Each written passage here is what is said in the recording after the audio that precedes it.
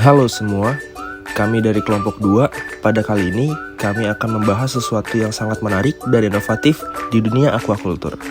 Di video kali ini, kami akan mengeksplorasi bagaimana penggunaan Raspberry Pi dan pengoperasiannya. Topik kali ini sangat menarik karena teknologi ini dapat memudahkan pemeliharaan ikan yang hanya hobi hingga para pembudidaya ikan.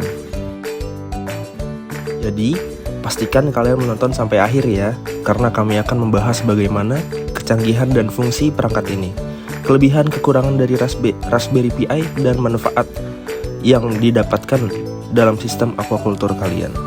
Oke, tanpa berlama-lama lagi, mari kita mulai lihat bagaimana Raspberry Pi dapat mempermudah dunia aquaculture Anda. Check this out. Bagi pemilik akuarium, aktivitas sehari-hari yang padat seringkali menyita waktu. Karena padatnya aktivitas yang dijalani, pemilik akuarium kesulitan memberi pakan ikan secara manual di rumah.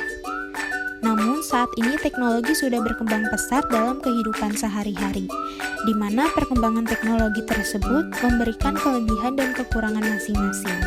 Salah satu kelebihannya adalah teknologi yang dapat mengontrol akuarium dari jarak jauh untuk memberi pakan ikan dengan Android. Teknologi yang ada saat ini menampilkan penambahan dan perubahan fitur pada penelitian sebelumnya. Di antaranya, pemberian pakan ikan secara otomatis dengan Android dilakukan dengan pengaturan jadwal yang telah ditentukan. Selain itu, alat ini juga dapat mengontrol lampu pada akuarium. Untuk menyesuaikan alat yang akan dibuat dengan teknologi yang berkembang, maka alat tersebut akan dibuat menggunakan Raspberry Pi berbasis Android. Dengan menggunakan Android di smartphone, pemilik akuarium dapat memberi pakan ikan kapan saja dan di mana saja. Memiliki ukuran sebesar kartu kredit dan memiliki port input-output digital seperti pada board microcontroller. Pemberian pakan ikan di akuarium dapat diatur di Android. Akuarium pintar menggunakan Raspberry Pi berbasis Android ini menggunakan beberapa komponen perangkat keras untuk dapat menjalankan suatu sistem kerja. Komponen perangkat kerasnya adalah Raspberry Pi, relay, lampu hias, motor servo, pompa oksigen, dan filter air. Sedangkan komponen perangkat lunak yang mendukung sistem kerja smart aquarium adalah aplikasi Android. Pada alat ini terdapat lampu hias yang dihubungkan dengan sebuah relay lampu. Lampu dipasang di dinding akuarium. Untuk letak pakan ikan dibuat berbentuk tabung yang pada ujungnya terdapat motor servo yang dapat membuka katup untuk menjatuhkan pakan ikan pada saat pengguna aplikasi memasukkan jadwal pemberian pakan ikan sesuai dengan jadwal yang diinginkan. Jika sudah waktunya, Raspberry Pi akan memberi perintah kepada motor servo untuk membuka katup makanan. Kemudian makanan akan keluar.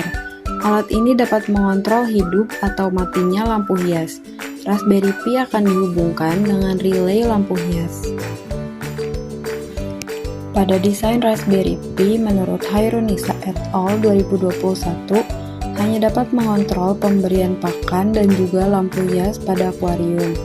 Untuk meningkatkan fungsionalitas performa alat atau sistem ini, pengontrolan kualitas air dapat dilakukan seperti penambahan sensor parameter pH, suhu, kadar amonia yang dibutuhkan oleh ikan, atau pengontrolan kualitas air lainnya. Implementasi ini dapat dilakukan menggunakan IoT agar dapat dilakukan pengendalian secara real-time melalui aplikasi Android bersamaan dengan pemberian pakan. Dalam melakukan hal tersebut, dilakukan beberapa langkah dan pertimbangan, yaitu yang pertama sensor kualitas air. Dengan penambahan sensor dapat disesuaikan kebutuhan, misalnya sensor pH, suhu, TDS, dan kekeruhan pada akuarium.